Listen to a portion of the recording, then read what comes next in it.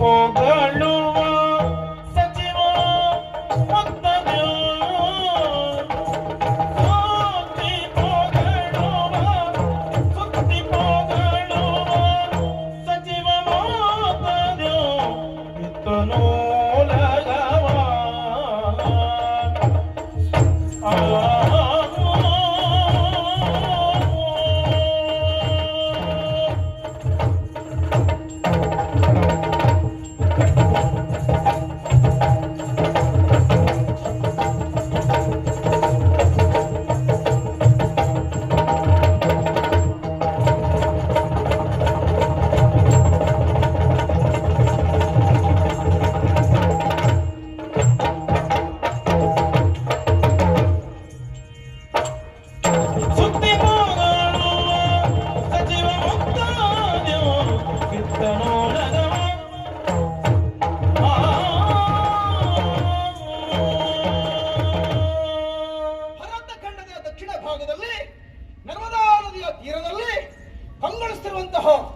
ಸುಂದರ ಮಂದಿರಗಳ ನಾಡು, ಸೌಶೀಲವಂತರ ಬೀಡು ಮಾಹಿಷ್ಮತಿ ನಗರ. ಇದು ಪರಂಪರಾನುಗತವಾಗಿ ಬಂದಂತಹ ಈ ಅಧಿಕಾರಕ್ಕೆ ಹೆಗಲು ಕೊಟ್ಟು ಬಹು ಸುದೀರ್ಘ ವರ್ಷಗಳಿಂದ ಬಹು ಸುಂದರವಾದಂತಹ ರಾಜಕೀಯ ಜೀವನವನ್ನು ನಡೆಸುತ್ತಾ ಬಂದವ ನಾನು ನೀಲಧ್ವಜ. ಸ್ವಾಮಿ, ರಾಜನಾದವನು ರಾಕ್ಷಸ ರೂಪಿಯಾದರೆ, ಮಂತ್ರಿಗಳಾದವರು ಮರೆವ ಹುಲಿಯಾದರೆ, ಪರಿವಾರದವರು ಶ್ವಾನ ಸದೃಶರಾದರೆ, ಪ್ರಜೆಗಳ ಕ್ಷೇಮಕ್ಕೆ ಕ್ಷಾಮ ಎನ್ನುವುದು ಒಂದೇ ಬರುತ್ತದೆ. ರಾಜನಾದ ಒಬ್ಬ ಸರಿತೆ ಮತ್ತೆ ಎಲ್ಲರೂ ಅವನನ್ನೇ ಅನುಸರಿಸುವುದಕ್ಕೆ ಮುಂದಾಗುತ್ತಾರೆ. ಯಥಾ ರಾಜ ತಥಾ ಪ್ರಜಾ ಅಂತ ಹೇಳುವುದು ಆ ಕಾರಣಕ್ಕೆ. ಆ ನೆಲೆಯಲ್ಲಿ ಪ್ರಜಾರಂಜಕನಾಗಿ ಪ್ರಜೆಗಳಿಗೋಸ್ಕರ ಹಗಲಿರುಳು ದುಡಿಯುತ್ತಾ ಬಂದವನಿದ್ದೇನೆ. ಪ್ರಜೆಗಳು ನನ್ನ ಕಣ್ಣಿನ ಪಾಪೆಯಂತೆ ಕಾಪಿಟ್ಟುಕೊಂಡು ಬಂದವನಿದ್ದೇನೆ ಎನ್ನುವಂತಹ ಸಮಾಧಾನವನ್ನು ನಾನು ಹೊಂದಿದವನಿದ್ದೇನೆ. ಇನ್ನು ಸಾಂಸಾರಿಕವಾಗಿ ಹೇಳುವುದಕ್ಕೆ ಹೊರಟ್ರೆ, ಸಂಸಾರದಲ್ಲಿ ಸಂಪೂರ್ಣ ಸಂತೃಪ್ತಿ ಉಂಟು ಅಂತ ನಾನು ಹೇಳುವುದಕ್ಕಿಲ್ಲ. ಹಾಗಂತ ತಕ್ಕ ಮಟ್ಟಿನ ನೆಮ್ಮದಿಗೆ ಏನು ಕೊರತೆ ಇಲ್ಲ ನೋಡಿ. ಬಕುಳಾವತಿಯ ರಾಜಕುಮಾರಿ ಜ್ವಾಲಾ ಎಂಬವಳ ಕೈ ಹಿಡಿದು ಸಂಸಾರ ನೌಕೆಯನ್ನ ಸಾಗಿಸುತ್ತಾ ಬಂದವ ನಾನಿದ್ದೇನೆ. ಅವಳ ವಿಷಯವಾಗಿ ಹೇಳುವುದಕ್ಕೆ ಹೊರಟ್ರೆ, ನಾನು ಹೇಳಿದ್ದೆ ಸರಿ, ನಾನು ಹೇಳಿದಾಗೆ ನಡೆಯಬೇಕು ಎನ್ನುವ ಒಂದು ಯಜಮಾನಿಕೆ ಒರಟು ಸ್ವಭಾವ ಒಂದನ್ನು ಹೊರತುಪಡಿಸಿದ್ರೆ ಸುಮ್ಮನೆ ಹರಟೆ ಹೊಡೆಯೊಳಲ್ವೇ ಅಲ್ಲ. ಮತ್ತೆ ಈ ಪ್ರಪಂಚದಲ್ಲಿ ಪೂರ್ಣ ಸರಿ ಇದ್ದ ಹೆಂಡತಿ ಯಾರೇ ಸಿಗುತ್ತಾಳೆ ಹೇಳಿ? ಪೂರ್ಣ ಸರಿ ಇದ್ದ ಹೆಂಡತಿ ಸಿಗುವುದಿಲ್ಲ, ಪೂರ್ಣ ಸರಿ ಇದ್ದಂತಹ ಗಂಡನು ಸಿಗುವುದಕ್ಕೆ ಸಾಧ್ಯವೇ ಇಲ್ಲ. ಯಾರು ನಿರ್ದೋಷ ಬೇಕಂ ಹರಿಹಿ. ಈ ಲೋಕದಲ್ಲಿ ಪೂರ್ಣ ಸರಿ ಇದ್ದವ ಯಾರು ಕಂಡ್ರೆ ಭಗವಂತ ಮಾತ್ರ. ಪ್ರತಿಯೊಬ್ಬರಲ್ಲಿಯೂ ಪ್ರತಿಯೊಂದು ಜೀವಿಯಲ್ಲಿಯೂ ಸಹ ಒಂದು ಕೊರತೆ ಎನ್ನುವುದು ಇದ್ದೇ ಇರ್ತದೆ. ಹಾಗಾಗಿ ಬುದ್ಧಿವಂತರಾದವರು ಏನು ಮಾಡಬೇಕು ಅಂತುಂಟ, ನಾವು ಪ್ರೀತಿಸಿದವರು ನಮಗೆ ಸಿಗದೇ ಇದ್ದಾಗ ಸಿಕ್ಕಿದವರನ್ನ ಪ್ರೀತಿಸಬೇಕಾಗುತ್ತದೆ. ಆ ನೆಲೆಯಲ್ಲಿ ಜ್ವಾಲೆಯ ಕೈ ಹಿಡಿದು ಸಂಸಾರ ನೌಕೆಯನ್ನು ಸಾಗಿಸ್ತಾ ಇದ್ದವ. ಸಂಸಾರದ ನೌಕೆಯನ್ನು ಸಾಗಿಸುವಲ್ಲಿ ಪ್ರಥಮ ಸೂತ್ರ ಏನು ಗೊತ್ತುಂಟ? ಸಾಗರದಲ್ಲಿ ಸಾಗಬೇಕಿದ್ರೆ ತೆಪ್ಪ ಬೇಕಾಗುತ್ತದೆ. ಸಂಸಾರ ಸರಿಯಾಗಿ ಸಾಗಬೇಕಿದ್ರೆ ಸಂಸಾರ ಸಾಗರದಲ್ಲಿ ಮನುಷ್ಯನಾದ ತೆಪ್ಪಗಿರಬೇಕಾಗುತ್ತದೆ. ಆಗ ಮಾತ್ರ ಸುಗಮವಾಗಿ ಸಾಗುವುದಕ್ಕೆ ಸಾಧ್ಯ ಆಗುತ್ತದೆ. ನನ್ನ ಹೆಂಡತಿ ಸ್ವಲ್ಪ ಜೋರಿನವಳು ಹೌದು, ಹಾಗಂತ ನಾನು ಜೋರಿನವನಲ್ಲ. ಗಂಡ ಸಿಟ್ಟಾದಾಗ ಹೆಂಡತಿ ಸುಮ್ಮನೆ ಇರುವುದು. ಹೆಂಡತಿ ಸಿಟ್ಟು ಮಾಡ್ಕೊಳ್ಳ, ಗಂಡ ಸುಮ್ಮನೆ ಇದ್ರೆ ಸಂಸಾರ ಸರಾಗವಾಗಿ ಸಾಗುತ್ತದೆ. ಹೊಂದಾಣಿಕೆ ಬಂಗಾರದ ಜೀವನಲ್ಲೋ ಹತ್ರನೇ ಸ್ವಯಂಪಶಾಮ್ಯತಿ. ಬೆಂಕಿಯು ನೆಲಕ್ಕೆ ಬಿದ್ದಾಗ ಹುಲ್ಲುಕಡ್ಡಿ ಸಿಕ್ಕಿದ್ರೆ ಮಾತ್ರ ಮತ್ತೆ ಉರಿಯುದಲ್ವಾ?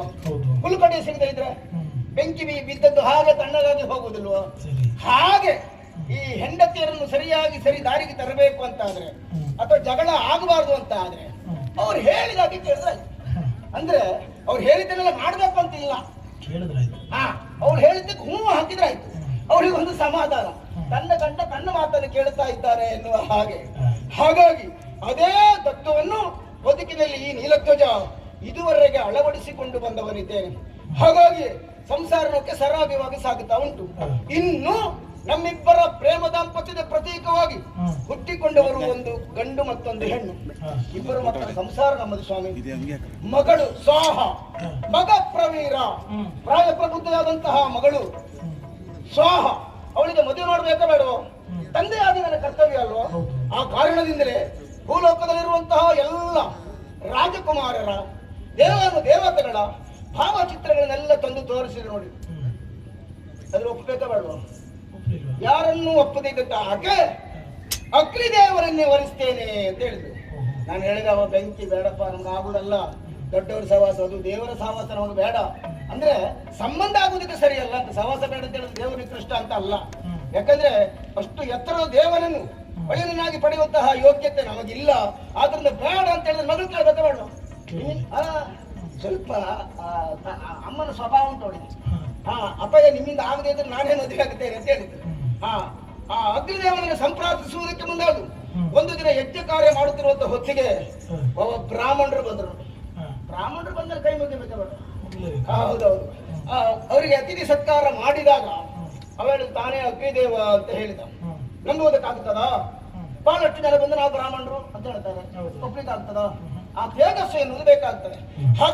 ಹಾಗಾಗಿ ಅಗ್ನಿ ಹೌದಾ ಅಲ್ವ ಅನ್ನುವಂತ ಅನುಮಾನ, ಅದು ಪರೀಕ್ಷೆ ಮಾಡ್ಬೇಕಾ ಬೇಡ? ಆದ್ರೆ ನನ್ನ ಮಂತ್ರಿ ಪ್ರಮುಖರನ್ನ ಅಲ್ಲಿ ಕಳುಹಿ ಕೊಟ್ಟಾಗ ಆ ಅಗ್ನಿಯ ಹತ್ತಿರ ಹೋದ್ರೆ ಸಾಕು ನೋಡಿ, ಅವ್ರು ಗಡ್ಡೆ ಎಲ್ಲ ಸುಟ್ಟೋಗ್ತಕ್ಕ. ಆಮೇಲೆ ನನ್ನ ನಾದಿನಿಯನ್ನು ಕಳುಹಿ ಕೊಟ್ಟೆ ನೋಡೋಣ ಅಂತ. ಅಗ್ನಿ ಕುಂಡಕ್ಕೆ ಹೋದವಳು ಸೀರೆ ಸೆರೆಗೆ ಸುಟ್ಟು ಹೋಯ್ತು. ಹೌದೌದು. ನನ್ನ ಮಗಳು ಸ್ವಾಹ ಯಜ್ಞ ಕುಂಡದ ಹತ್ತಿರ ಬಂದ್ರೆ ಸಾಕು, ಭಾಗ್ಯನ ಉರಿತಾರೆ ಅಗ್ನಿ. ಮಗಳು ದೂರ ಸರಿದಿಲ್ಲ, ಅಲ್ಲೇ ತಣ್ಣಗಾಗ್ತಾರೆ. ಆಗ ಗೊತ್ತಾಯ್ತು ಇವನೇ ಅಗ್ನಿದೇವ ಎನ್ನುವ ಹಾಗೆ. ಹಾಗಾಗಿ ಅಗ್ನಿದೇವನಿಗೆ ಮಗಳನ್ನು ಮದುವೆ ಮಾಡಿಕೊಟ್ಟು ಸಂತೋಷವನ್ನು ಹೊಂದವನಿದ್ದೇನೆ. ಸಾಗರದಲ್ಲಿ ಹುಟ್ಟಿದಂತಹ ಲಕ್ಷ್ಮಿಯನ್ನು ನಾರಾಯಣನಿಗೆ ಕೊಟ್ಟು ಸಾಗರ ತನ್ನ ಹಿರಿಮೆಯನ್ನು ತೋರಿಸಿದನಂತೆ. ಹಿಮವಂತ ತನ್ನ ಮಗಳಾದಂತಹ ಪಾರ್ವತಿಯನ್ನು ಪರಮೇಶ್ವರಿಗೆ ಮದುವೆ ಮಾಡಿಕೊಟ್ಟು ತನ್ನ ಜೀವನದ ಸಾರ್ಥಕತೆಯನ್ನು ಸಾಧಿಸಿದನಂತೆ. ಹಾಗೆ ಜನಕ ಮಹಾರಾಜ ತನ್ನ ಮಗಳಾದಂತಹ ಸೀತೆಯನ್ನು ರಾಮನಿಗೆ ಕೊಟ್ಟು ಅವ ಬೆರ್ಚಿದನಂತೆ. ಹಾಗೆಯೇ ನನ್ನ ಮಗಳಾದಂತಹ ಸ್ವಾಹಳನ್ನು ಅಗ್ನಿದೇವನಿಗೆ ಕೊಟ್ಟು ತುಂಬ ಸಂತೋಷದ ಜೀವನವನ್ನು ಸಾಗಿಸ್ತಾ ಬಂದವನಿದ್ದೇನೆ. ಇನ್ನು ಮಗ ಪ್ರವೀರ, ಅವರು ವಿಕ್ರಮಿಯಾಗಿದ್ದಾನೆ, ಸಾಕಷ್ಟು ಕಲಿತಿದ್ದಾನೆ. ಹೆಚ್ಚು ಕಡಿಮೆ ಕಲಿತ ನನಗಿಂತ ಹೆಚ್ಚು ಕಲಿತಿದ್ದಾನೆ ಅವ. ಆ ಕಲಿತಂತ ಅವನಿಗೆ ಮದುವೆ ಮಾಡಿಸಬೇಕು ಅಂತ ಯೋಚಿಸಿ ಮದನ ಮಂಜರಿ ಎನ್ನುವಂತಹ ಕನ್ಯೊಡನೆ ಸದ್ಯದಲ್ಲೇ ಮದುವೆ ಮಾಡಿಸಿದವನಿದ್ದೇನೆ. ಅವರು ಸಹ ಸಂತೋಷ ಜೀವನವನ್ನು ಸಾಗಿಸ್ತಾ ಇದ್ದಾರೆ. ಒಟ್ಟಿನಲ್ಲಿ ಆಶಾಶ ಪರಮಂ ದುಃಖಂ, ಅತಿಯಾಸೆಯನ್ನು ದುಃಖಕ್ಕೆ ಮೂಲವಾಗುತ್ತದೆ. ಹಾಗಾಗಿ ಅತಿಯಾಸೆಯನ್ನು ಪಡೆದೆ ಇದ್ದುದರಲ್ಲಿಯೇ ಸಂತೃಪ್ತಿಯನ್ನು ಹೊಂದಿ ಹಿತವಾದಂತಹ ಆಸಕ್ತಿಯೊಂದಿಗೆ ತುಂಬು ಜೀವನವನ್ನು ನಡೆಸ್ತಾ ಇದ್ದವ ನಾನಿದ್ದೇನೆ. ಓಲಗ ಚಾವಡಿಯ ಎಲ್ಲ ಕಾರ್ಯಕಲಾಪಗಳನ್ನು ಮುಗಿಸಿ ಮನೆಗೆ ಬಂದವ ನಾನಿದ್ದೇನೆ. ಅದು ಯಾರದು ಬರ್ತಾ ಇರುವುದು?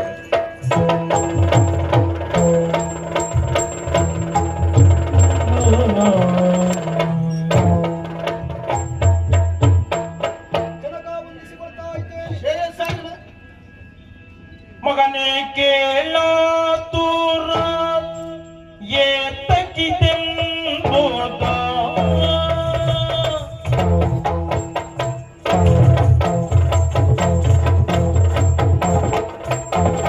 ಮಗನೇ ಕೇಳ ಆತುರ ಏತಕ್ಕಿದೆಂಬುದು, ಮಗನೇ ಕೇಳ ತೂರ ಏತಕ್ಕಿದೆಂಬುದು, ನಗುಮಿಗೆ ಇನ್ನ ಬೇಡ, ನಗುಮಿಗೆ ಇನ್ನ ಬೇಳು, ನಗುಮಿಗೆ ಇನ್ನ ಬೇಳು.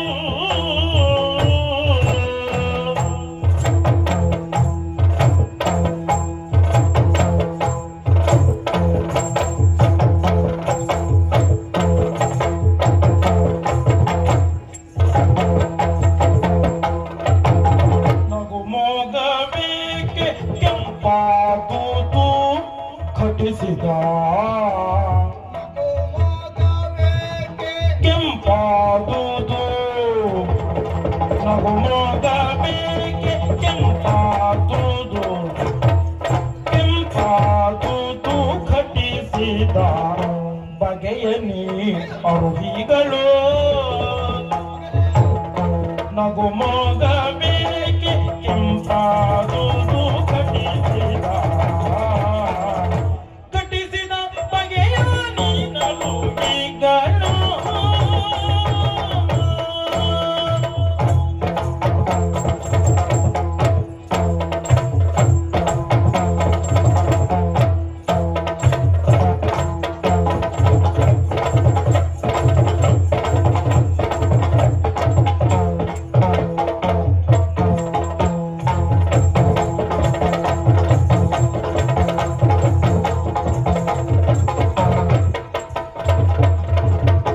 ನಗುಮೊಗ ಬೇಕೆ ಕೆಂಪಾದುದು ಘಟಿಸಿದ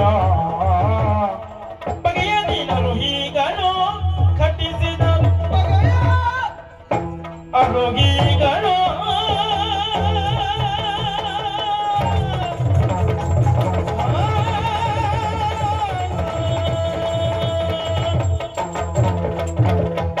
ನಗುಮೊಗ ಬೇಕೆ ಕೆಂಪಾದುದು ಘಟಿಸಿದ ಬಗೆಯ ನೀನಲು ಹೀಗನು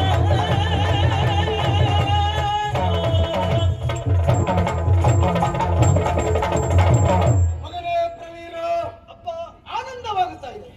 ಪರಮಾನಂದವಾಗುತ್ತಾ ಇದೆ. ಸರಿ, ನನ್ನ ಎದುರಿಗೆ ನೀನು ಬಂದಾಗ ಎಷ್ಟು ಆನಂದ ಹೊಂತೇನೆ ಗೊತ್ತುಂಟ. ನಿಜವಾಗಿಯೂ ಅಪ್ಪನಾದವ ಸಂತೋಷ ಪಡಬೇಕಾದದ್ದು ಯಾವಾಗ ಯಾವಾಗ ಮಗನಾದವ ಎದುರು ನಿಂತಾಗ.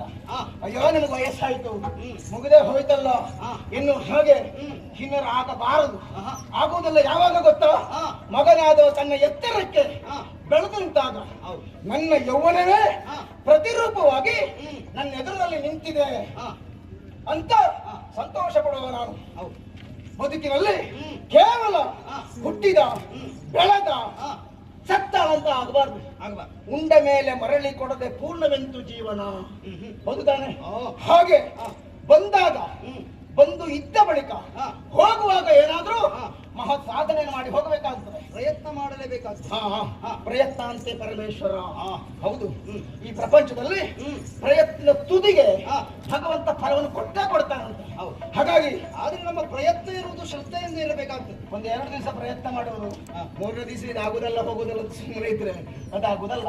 ಕೊನೆಯವರೆಗೂ ಪ್ರಯತ್ನ ಮಾಡಿದಾಗ ಮಾತ್ರ ಭಗವಂತ ಅದರ ಫಲವನ್ನು ಕೊಡ್ತಾನೆ. ಆ ನೆಲೆಯಲ್ಲಿ ಜೀವನದ ಸಾರ್ಥಕತೆಯನ್ನು ಸಾಧಿಸುವುದಕ್ಕಾಗಿ ವಿದ್ಯಾಭ್ಯಾಸವನ್ನು ಪೂರೈಸಿ ಮನೆಗೆ ಬಂದವ ನೀವು. ಪ್ರಾಯ ಪ್ರಬುದ್ಧನಾದಂತಹ ನಿನಗೆ ಮದುವೆ ಮಾಡಿಸಬೇಕಾದ ಕರ್ತವ್ಯ ನೆಲೆಯಲ್ಲಿ ಮದನ ಮಂಜರಿ ಎನ್ನುವಂತಹ ಸ್ಫುರದ್ರೂಪಿಯಾದ ಸುಗುಣಾಢ್ಯೆಯಾದಂತಹ ಕನ್ಯೆಯೊಡನೆ ಮದುವೆ ಮಾಡಿಸಿ ಕೆಲವು ಕಾಲ ಕಳೆದು ಹೋಯಿತು ಅಲ್ವಾ. ಬದುಕಿನ 2ನೇ ಮೆಟ್ಟಿಲಿಗೆ ಕಾಲಿಟ್ಟವರು ನೀವಿದ್ದೀರಿ. ಹೊಸ ಜೀವನ, ಹೊಸ ಹೊಸ ಕನಸನ್ನು ಕಾಣುತ್ತಾ ಇದ್ದವರು. ಆ ಕನಸುಗಳೆಲ್ಲ ಈಡೇರಿಸಿಕೊಳ್ಳಬೇಕು ಎನ್ನುವ ಹಾಗೆ ಪ್ರಯತ್ನದಲ್ಲಿ ಉದ್ಯುಕ್ತರಾದವರು ನೀವು. ಸರಿ, ಆದ್ರೆ ನಾನು ಇತ್ತೀಚೆಗೆ ನೋಡ್ತಾ ಇದ್ದೆ ಪುಣ್ಯಾತ್ಮ, ನೀ ನನ್ನ ಮುಖ ನೋಡುವುದೇ ಇಲ್ಲ. ನಿನ್ನ ಮುಖ ನೋಡ್ಬೇಕು, ನೀ ಸಿಗುವುದೇ ಪುಣ್ಯಾತ್ಮ. ಎಷ್ಟೊತ್ತಿಗೆ ಎಲ್ಲಿ ಹೋಗುತ್ತಿ, ಎಲ್ಲಿ ಬರ್ತೀಯೋ ಬರುವುದಿಲ್ಲೋ, ಇದೆಲ್ಲ ಅನುಮಾನ ಕಾಡುವುದಕ್ಕೆ ಮುಂದೆ ಅದು ತಪ್ಪಲ್ಲ. ಯಾಕಂದ್ರೆ ಮತ್ತೆ ಹೊಸ ಮದುಮಕ್ಕಳಲ್ವಾ.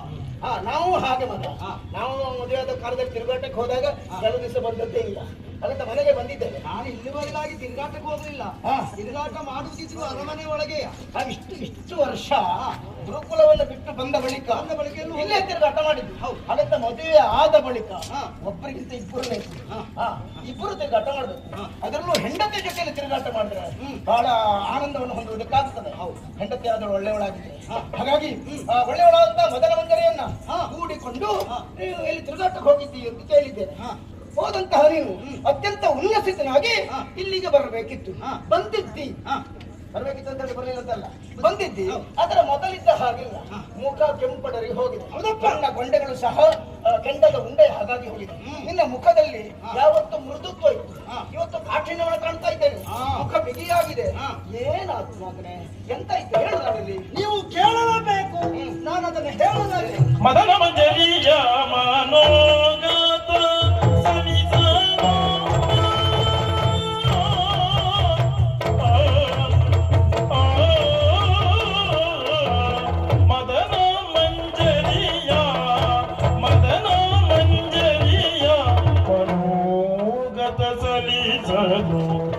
ತಂದೆ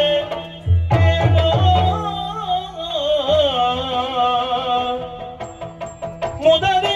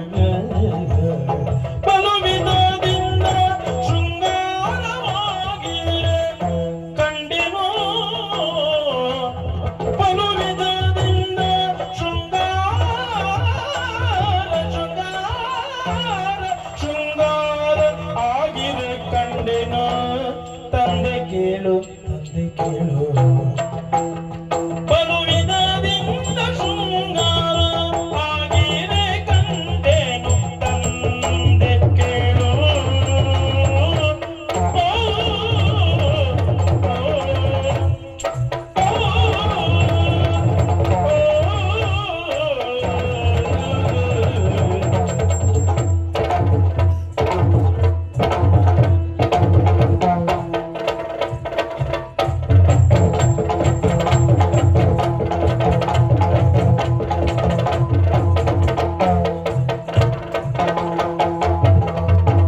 ಬಲುವಿಧದಿಂದ ಶೃಂಗಾರವಾಗಿದೆ ಕಂಡೆನು ತಂದೆ ಕೇಳು.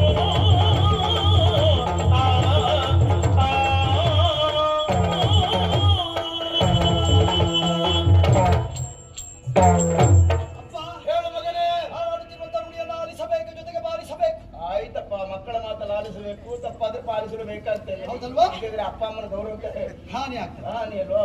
ನಿಮ್ಮಿಂದ ಅನುಮತಿಯನ್ನು ಪಡೆದುಕೊಂಡು ಹಾ. ಮದನ ಮಂಜರಿಯ ಆಸೆಯನ್ನು ಈಡೇರಿಸಬೇಕೆನ್ನುವಂತಹ ಉದ್ದೇಶಕ್ಕಾಗಿ ಹ್ಮ್. ವನ ಪ್ರಾಂತ್ಯದೊಳಗೆ ಹೋದವರು ನಾವು. ಓ, ಮದನ ಮಂಜರಿಯ ಮನೋಗತ ಈಡೇರಿಸುವುದಕ್ಕೆ. ಹೌದು. ಹೆಂಡತಿಯ ಆಸೆಯನ್ನು ಈಡೇರಿಸಬೇಕು ಮಗ. ಗಂಡ ಅಂತ ಅನಿಸಿಕೊಳ್ತಾನೆ ಇಲ್ಲಂತಾದ್ರೆ. ಹೌದೌದು. ಹಾಗಾಗಿ ಹಾ. ಈ ಗಂಡನಿಗೆ ಸಾರ್ಥಕತೆ ಬರಬೇಕೆನ್ನುವಂತಹ ಉದ್ದೇಶಕ್ಕಾಗಿ ಹಾ. ಹೆಂಡತಿಯ ಆಸೆಯನ್ನು ಈಡೇರಿಸುವ ಸುಖವಾಗಿ ಹ್ಮ್. ವನ ಪ್ರಾಂತ್ಯದೊಳಗೆ ಹೋದದಂತೂ ಸತ್ಯ. ಸರಿ. ತಿರುಗಾಡುತ್ತಿರುವಂತಹ ಸಂದರ್ಭದಲ್ಲಿ ಹಾ. ಮಡದಿಯಾಗಿರುವಂತಹ ಮದನ ಮಂಜರಿ ಹ್ಮ್. ವನದಲ್ಲಿ ಒಂದು ಕುದುರೆಯನ್ನು ಕಂಡಳಂತೆ. ಹೌದಾ? ಹೌದು. ಅದು ನಮ್ಮದೇ ಕುದುರೆ ಇರಬೇಕು ಬಹುಶಃ. ನಾವು ನಮ್ಮ ಲಾಯದಲ್ಲಿ ಕುದುರೆ ಅಲ್ಲವೇ ಅಲ್ಲ, ಬಿಡಿಸ್ಕೊಂಡು ಹೋದದ್ದು ಅಂತ. ಸರಿಯಾಗಿ ಪರೀಕ್ಷೆಯನ್ನು ಮಾಡಿದ್ದೇನೆ. ಹಾ. ಅದು ನಮ್ಮ ಲಾಯದ ಕುದುರೆಯಲ್ಲ ಎನ್ನುವಾಗಿ ಸ್ಪಷ್ಟ. ಹೌದಾ? ಹಾಗಂತ ಇಲ್ಲಿಂದ ಬಂದಿರುವಂತಹ ತುರಗ, ಹಾ.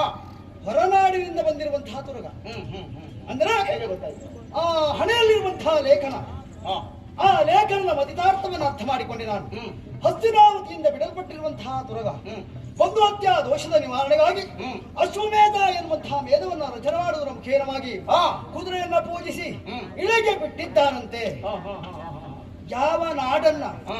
ಆ ಕುದುರೆ ಸೇರುತ್ತದೋ ಹ್ಮ್. ಆ ನಾಡಿನವರು ಹ್ಮ್. ಬಲವಂತರೇ ಹೌದು ಅಂತಾಗಿದ್ರೆ ಹಾ. ಆ ಹೋರಾಟವನ್ನು ಮಾಡಬೇಕು. ಬಲವಂತರಿಂದ ಕಟ್ಟಿ ಕಾದು. ಇಲ್ಲ ಅಂತಾದ್ರೆ ಕಟ್ಟಿ ಹ್ಮ್. ಕಪ್ಪಕಾಣಿಕೆಯನ್ನು ಕೊಟ್ಟು ಶರಣಾಗಬೇಕು ಹಾ. ಎನ್ನುವುದಾಗಿ ಲೇಖನದ ಮತಿತಾರ್ಥ ಇತ್ತಪ್ಪ. ಅದು ಓದಿದ್ಯಾ? ಓದಿದೆ. ಓದಿದಂತ ನೀನು ಹಾ. ಏನು ಮಾಡಿದೆ ಅದು? ಒಂದು ನಿರ್ಧಾರಕ್ಕೆ ಬಂದ ತಂದೆಗೆ ಅಶ್ವ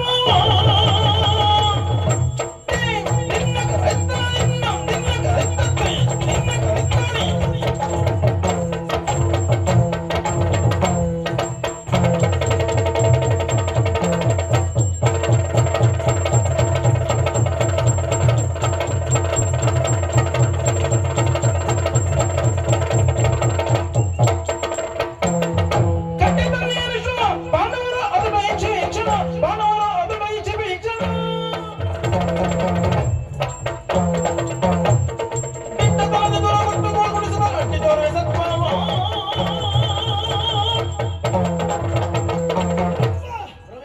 ಲೇಖನದ ಮತಿತಾರ್ಥವನ್ನು ಅರ್ಥ ಮಾಡಿಕೊಂಡಿರುವಂತಹ ನಾನು ಸುಮ್ಮನೆ ಬಿಡ್ಲಿಲ್ಲ. ಹಾ. ಬಂದಿರುವಂತಹ ತುರಗವನ್ನ ಹ್ಮ್. ಬಂಧಿಸಿದವನು ನಾನಾಗಿದ್ದೇನೆ. ಹೌದಾ? ಕುದುರೆಯ ಬೆಂಗಾವಲಿಗಾಗಿ ಬಂದಿರುವಂತಹ ಹ್ಮ್. ಬರುವಂತಹ ಹ್ಮ್. ಪಾರ್ಥನಲ್ಲಿ ಹ್ಮ್. ಕಾಡಾಕಾಡಿಯಾಗಿ ಹೋರಾಟವನ್ನು ಮಾಡ್ತೇನೆ. ಹ್ಮ್. ನಮ್ಮ ಮಾಹಿಷ್ಮತಿಯಲ್ಲೂ ಹ್ಮ್. ಬಲ ಉಂಟು ಇರುವುದಾಗಿ ಹ್ಮ್. ಮತಿಗೆ ತೋರಿಸಿಕೊಡ್ತೇನಪ್ಪ. ಹೊಡಿತು ನೋಡಿ. ಕುದುರೆ ತಟ್ಟಿದ್ಯಾ ಮಗನೇ? ಇದ್ದೇನೆ. ಹದನ ಮರಿಯದಿಂದು ಕುದುರೆಯ ಕಟ್ಟಿದೆ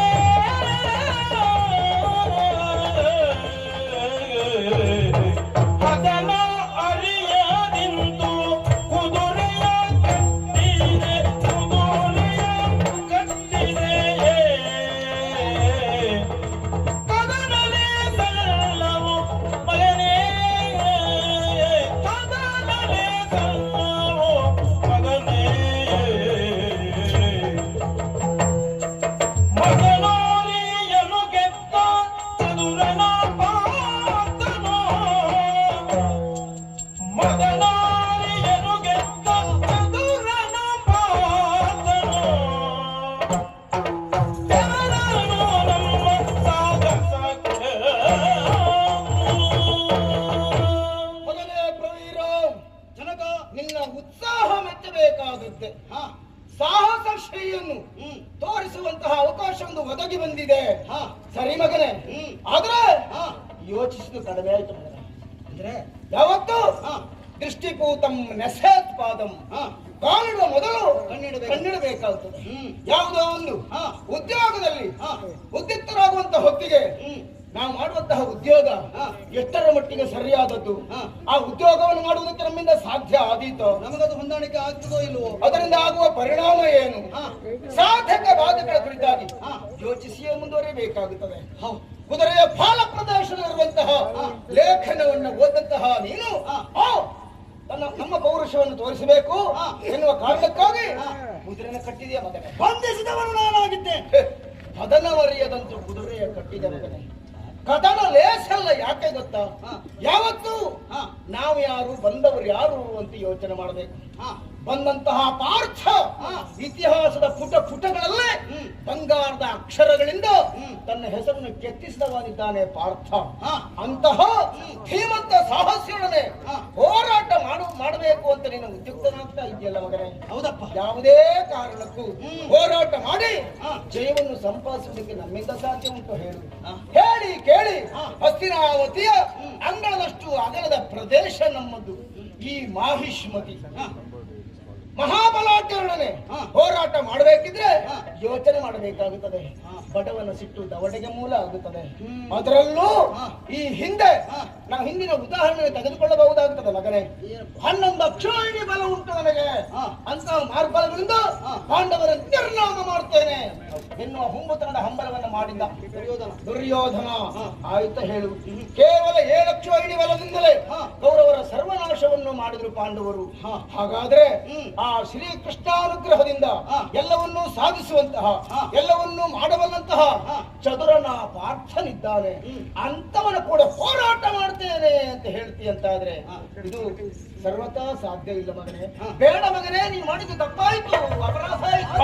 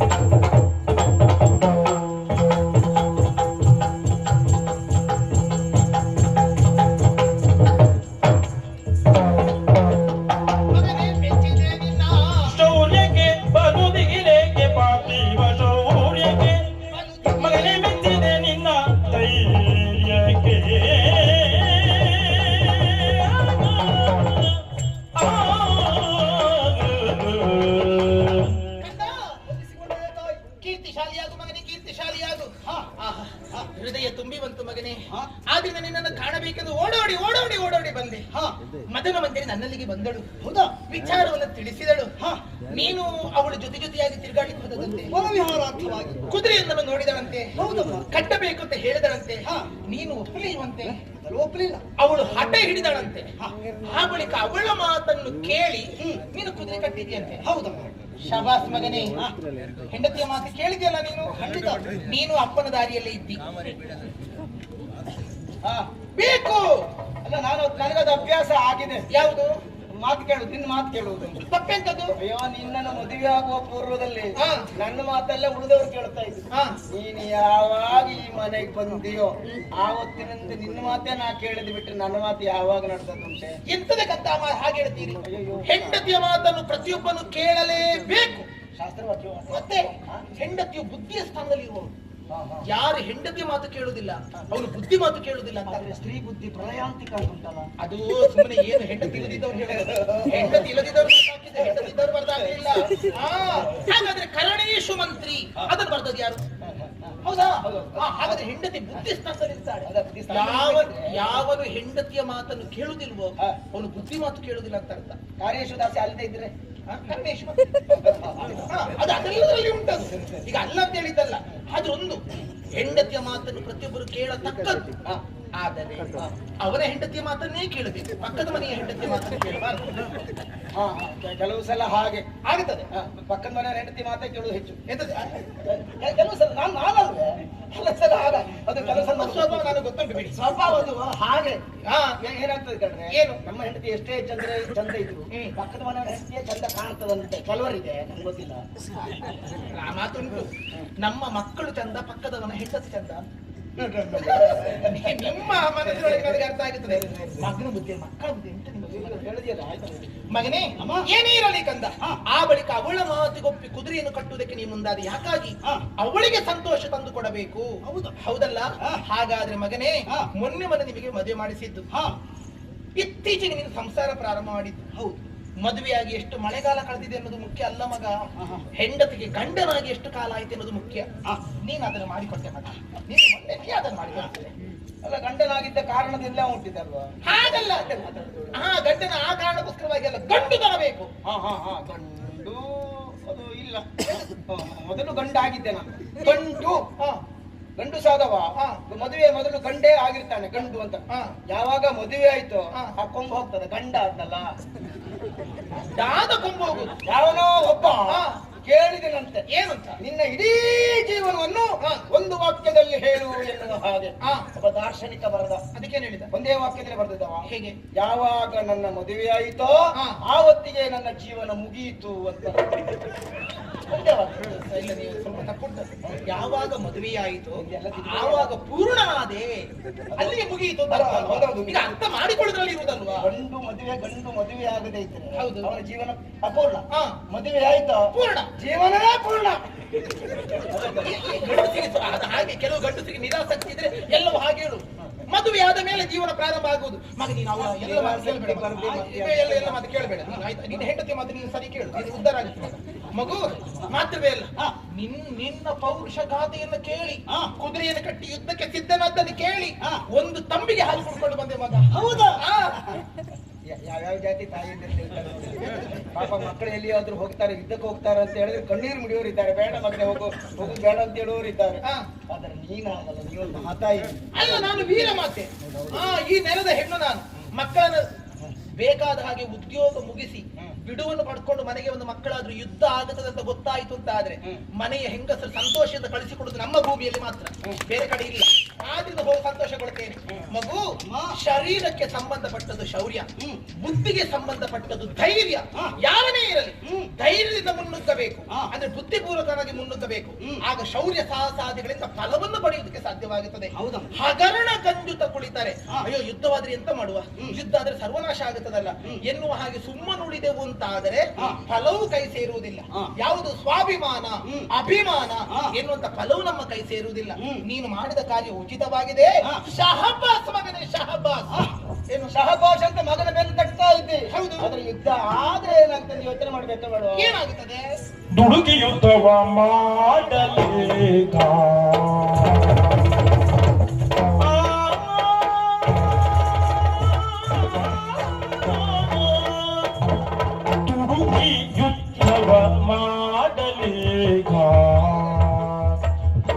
ತುಡುಕಿ ಯುದ್ಧವ ಮಾಡಲೇಕ ತುಡುಕಿ ಯುದ್ಧವ ಮಾಡಲೇಕ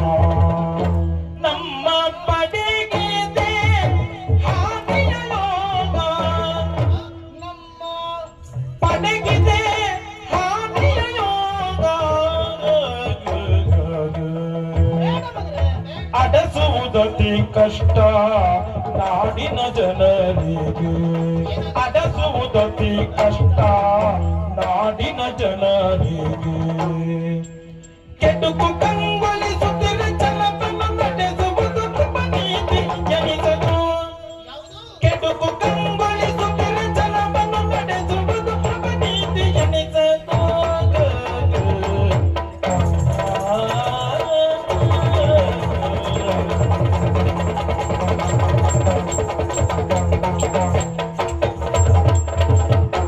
ನಮಗೆ ಯುದ್ಧವ ಮಾಡಲೀಗ ನಮ್ಮ ಪಡೆಗಿದೆ ಹಾನಿಯ ಯೋಗ ನಮ್ಮ ಪಡೆಗಿದೆ ಹಾನಿಯ ಯೋಗ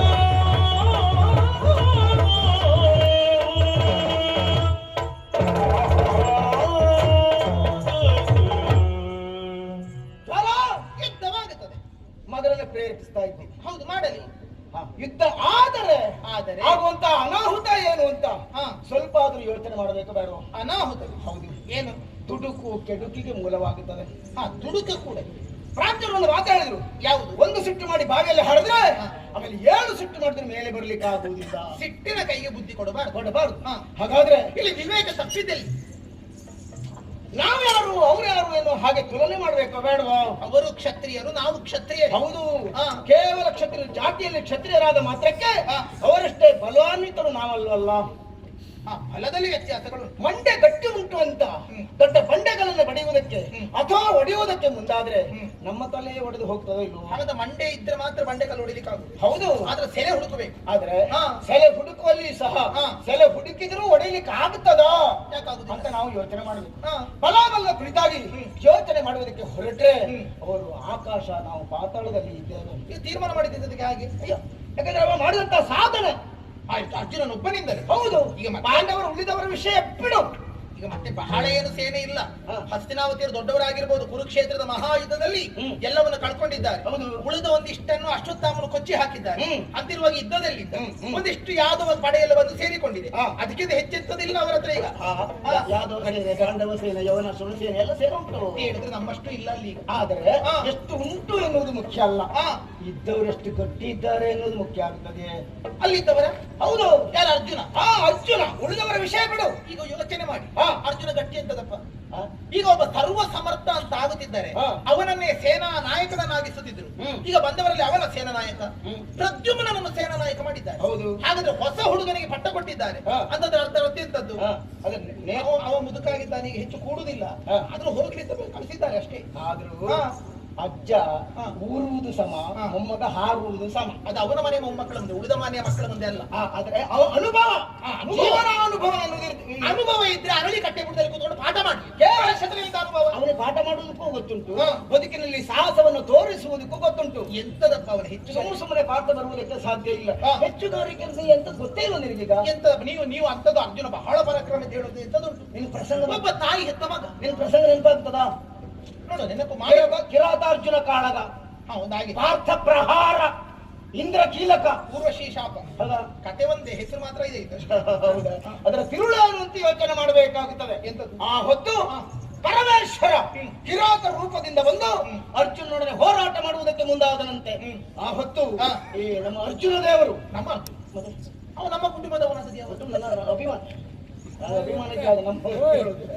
ಹಾಗೆ ಆ ಅರ್ಜುನ ಆ ಪರಶುವರ ಹಾ. ನೆತ್ತಿಯ ಮೇಲೆ ಒಂದು ಗೊತ್ತಿದ್ರಂತೆ. ಗೊತ್ತಿದ. ಇವತ್ತು ಹೋಗಿ ನೋಡಿದ್ರು ಗೊತ್ತಾಗ್ತದೆ, ಪಾಠ ಪ್ರಹಾರ ಕಾಣ್ತಾ ಉಂಟು. ಹಾ. ಹಾಗಿರುವಾಗ ಅಂತಹ ಆ ಪರಶುವನ ಹೋರಾಟ ಮಾಡಿ ಅವರಿಂದ ಪಾಶುಪತಾಸ್ತ್ರವನ್ನು ಪಡೆದವ ಆತ ಗೊತ್ತುಂಟು ನನಗೆ. ಮಗು ಅಪ್ಪ ಹೊಗಳುವುದೇನು ಸತ್ಯ ಮಗನೇ. ಪಾಶುಪತವನ್ನ ಪಡೆದಿದ್ದಾನೆ ಕಿರಾತಾರ್ಜುನ ಕಾಳಗದ ಮುಖೇನವಾಗಿ. ಆದ್ರೆ ಯೋಚನೆಯನ್ನು ಮಾಡು. ಈಗ ಅದರ ಹಿಂದಿನ ಪ್ರಕರಣ ಏನಾಗಿದೆ?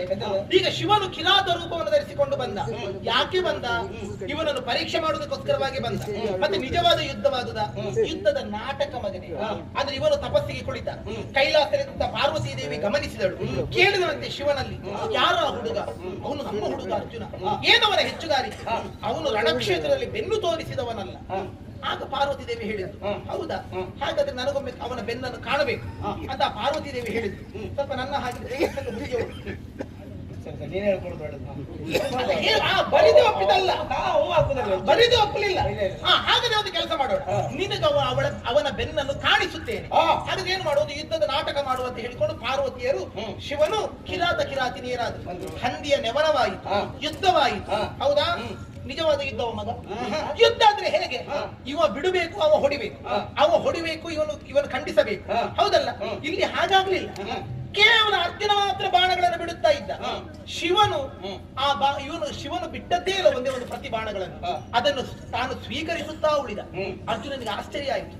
ಈಗ ಶಿವನಿಗೆ ಹೊಡೆದ ಕಥೆ ಹೇಳ್ತಾರೆ. ಅದೇ ಈಶ್ವರ ದೇವರು ಒಂದು ಮುಷ್ಟಿಘಾತವನ್ನು ಅರ್ಜುನನ ನೆತ್ತಿ ಮೇಲೆ ಮಾಡಿದಾಗ ಈ ಅರ್ಜುನ ನೊರ ರಕ್ತಕಾರಿ ಬಿದ್ದಿದ್ದಾನೆ. ಅದನ್ನೇ ಅರ್ಜುನ ಆದ ಕಾರಣದಿಂದ ನೊರಕಾರಿಯು ಬದುಕಿದ್ದಾನೆ. ಬಿದ್ದದೌದಾ? ನಾನು ನೀನಾಗಿದ್ರೆ ಆವಾಗ ಸತ್ತು ದೊಡ್ಡವರಿಂದ ಪೆಟ್ಟು ತಿನ್ನುವುದಕ್ಕೂ ಯೋಗ್ಯತೆ ಬೇಕು. ಅಲ್ಲ, ಪೆಟ್ಟು ತಿನ್ನೋದಕ್ಕೆ ಬಿದ್ದದೌದಾ? ಹೌದು. ಆಗ ಪಾರ್ವತಿ ದೇವಿ ಹೇಳಿದ್ಲು, ಎಂತದಕ್ಕೆ ಹೊಡೆಯುತ್ತೀರಾ ಹುಡುಗನಿಗೆ? ನಾವು ಯುದ್ಧದ ನಾಟಕ ಮಾಡೋದಕ್ಕೆ ಬಂದದ್ದು, ಅನುಗ್ರಹಿಸೋದಕ್ಕೆ ಬಂದವರು ನಾವು. ನೀವು ಆ ಹುಡುಗನನ್ನು ಕೊಲ್ಲುತ್ತೀರಾ, ನಿಮಗಿಂತ ವೇಷ ಮಾಡಿದಾಗ ಆವೇಶ ಬರುತ್ತದ ಎನ್ನುವ ಹಾಗೆ ಎಚ್ಚರಿಸಿದಳು. ಆಗ ಶಿವನು ಸುಮ್ಮನಾದ.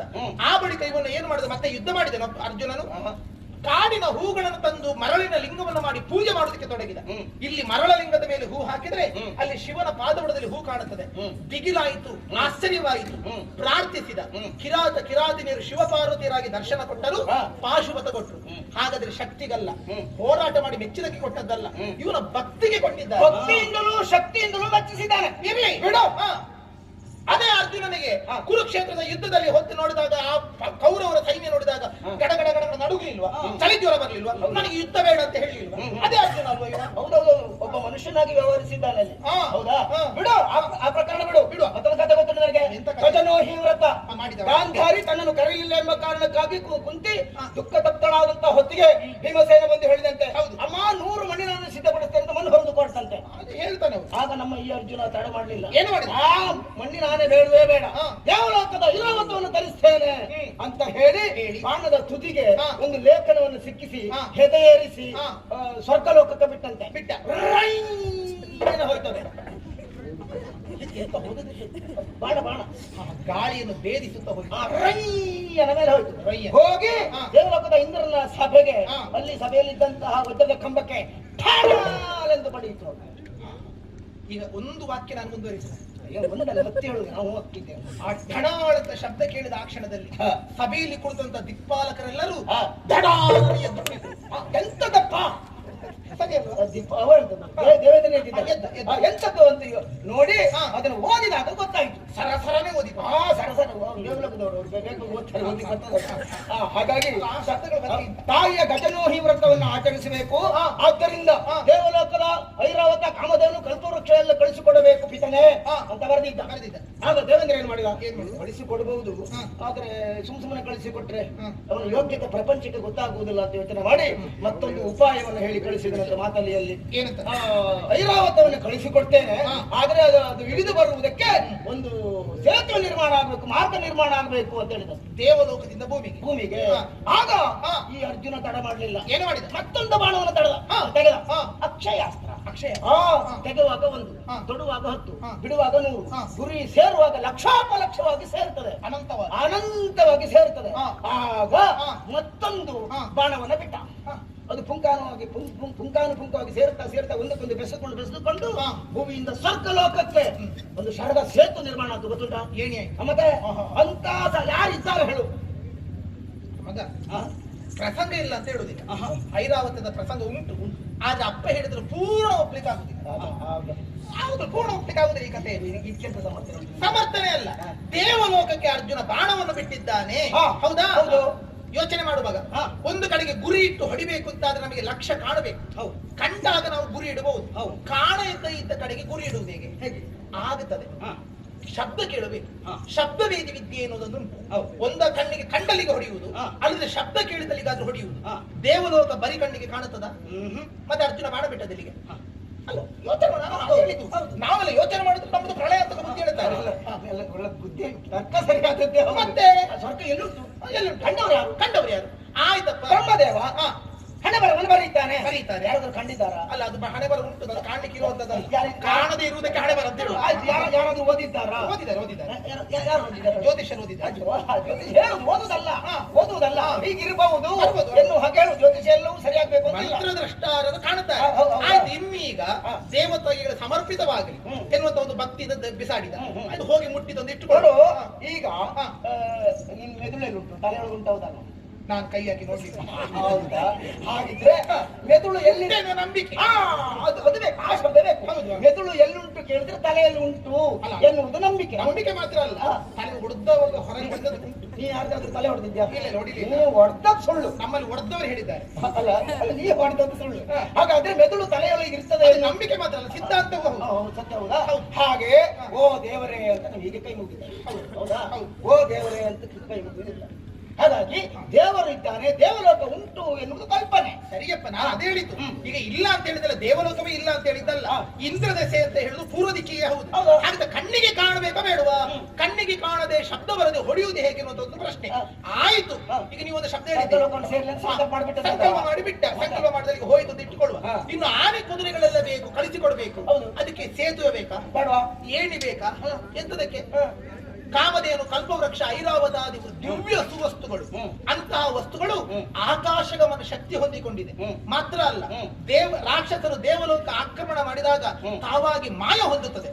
ಅಂತ ದಿವ್ಯ ವಸ್ತುಗಳು ಇಳಿದುಕೊಂಡು ಬರುವುದಕ್ಕೆ ಏಣಿ ಎಂತದಕ್ಕೆ? ತಾನಾಗಿ ಬರ್ತದೆ. ಮತ್ತೆ ಏಣಿ ಎಂತದಕ್ಕೆ? ಹಾಗಾದ್ರೆ ಎಂತದಕ್ಕೆ ಈ ಪ್ರಕರಣದ ಎಂತದಕ್ಕೆ? ನಾನು ಏಣಿಯನ್ನು ನಿರ್ಮಿಸಿದ್ದ ಅಂತ ಹೇಳಿದ್ದೇನೆ ಬಿಟ್ರೆ ಆ ಏಣಿಯ ಮೇಲೆ ಐರಾವತ ಇಳಿದು ಬಂದಿದೆ ಅಂತ ಹೇಳ್ತೇನೆ ನಾನು. ಮತ್ತೆ ಉಪಯೋಗಕ್ಕೆ ಬಾರದಿದ್ದನ್ನು ರಚಿಸುವುದು. ನಿರ್ಮಿಸಿದ್ದಾನೆ ಅಂತ ನಿರ್ಮಿಸಿದ್ರೆ ಸಾಲದು, ಉಪಯೋಗಕ್ಕೆ ಬರಬೇಕು. ಆ ಉಪಯೋಗಕ್ಕೆ ಬರದಿದ್ದ ಹಾಗಾದ್ರೆ ಯೋಚನೆ ಮಾಡಿ. ಕೇವಲ ಒಂದು ಕಡ್ಡಿಯ ಸೇತುವೆ ಮಕ್ಕಳು ಮಾಡಿದ, ಉಪಯೋಗಕ್ಕಿಲ್ಲದಿದ್ದನ್ನು ಮಾಡಿದ್ದು. ಉಪಯೋಗ ಆಗಿದೆ ಯಾವತ್ತು? ಅದೇ ಹೇಳಿ, ಉಪಯೋಗ ಬೇಕಾ ಬೇಡವಲ್ಲ? ಹಾಗಾದ್ರೆ ಏನು? ನೀವೇ ಹೇಳಿದ್ರಿ, ಕಳಿಸಿಕೊಡಬೇಕು ಪಿತನೇ. ಹೌದಾ? ದೇವೇಂದ್ರ ಅರ್ಜುನನಿಗೆ ಪಿತನ ಸ್ಥಾನದಲ್ಲಿರುವುದು. ತನ್ನ ಮಗನಾದಂತಹ ಅರ್ಜುನನ ಕೀರ್ತಿಯನ್ನು ಲೋಕಕ್ಕೆ ಕಾಣಿಸಿಕೊಳ್ಳುವುದಕ್ಕೋಸ್ಕರವಾಗಿ ಆ ದೇವೇಂದ್ರ ಇಂತಹ ಒಂದು ಹೂಟವನ್ನು ಹೂಡಿದ, ಒಂದು ನಾಟಕ ಮಾಡಿದ. ಹೌದಾ? ದೇವೇಂದ್ರನಿಗೆ ಪರ್ಯಾಯ ಇವ ಮಗ ಆದ್ರೂ ಮಾಡಿದ. ಇಲ್ಲಿ ಹಾಗಲ್ಲ, ನಿನ್ನ ಹುಟ್ಟಿಗೆ ನೇರ ಕಾರಣ ಈ ಅಪ್ಪ. ನೀನೊಂದು ಸಾಹಸ ಮಾಡ್ಲಿಕ್ಕೆ ಹೊರಡ್ತಿ ಅಂತ ಆದ್ರೆ ಈ ಮಗನೇ ಬೇಡ ಅಂತ ತಡೆಯುತ್ತಾನೆ ಈ ಅಪ್ಪ. ಪರ್ಯಾಯ ಅಲ್ಲ ಅಲ್ವಾ?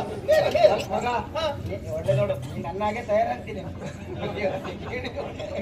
ಒಳ್ಳೆ ನಾನು ಹಾಗೆ ಕೇಳಲಿಕ್ಕಿಲ್ಲ, ಕೇಳೋದು ನನ್ ಬಗ್ಗೆ ಅನುಮಾನ ಆಗ್ತದೆ. ಅದಲ್ಲ, ಈಗ ಯುದ್ಧ ಅಂತ ಹೇಳಿದ್ರೆ ಹಿಂಜರಿಯ ಕೂಡದು ಯಾಕಾಡಿದೆ? ಕೆಡುಕು ಕಂಗೊಳಿಸುವುದು. ಹೌದು, ಅದರ ಪರಿಣಾಮ ಕೇವಲ ನಮ್ಮ ಮೇಲೆ ಮಾತ್ರ ಅಲ್ಲ, ಎಲ್ಲ ಪ್ರಜೆ ಕೋಟಿಗಳ ಮೇಲೆ ಆಗುತ್ತದೆ.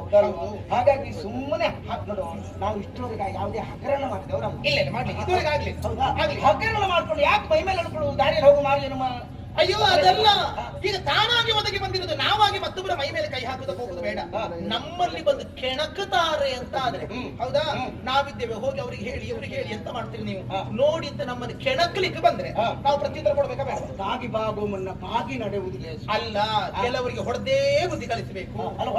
ಸರಿ, ಹೊಡಿಲಿಕ್ಕೆ ಆಗ್ತದೆ. ಆಗದೇ ಇದ್ದರೆ ನಾವು ಎಂತವರು ತಾಗುತ್ತೇವೆ ಗೊತ್ತಾ? ನಮ್ಮ ದೊರೆತನ ನಾವು ಕಳ್ಕೊಳ್ತೇವೆ. ದೊರೆತನವಿದ್ದನ್ಯರನ್ನು ಓಲೈಸುವ,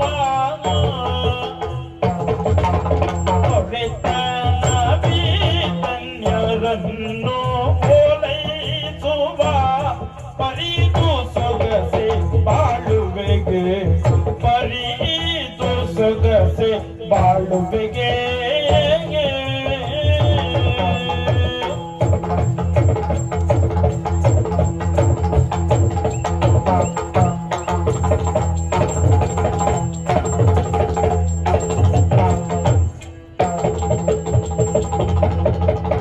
ತುರಕಂಜಿ ಶರಣಾಗೆ ಪರಿಹಾಸ್ಯವ ಪುರ, ತುರಕಂಜಿ ಶರಣಾಗೆ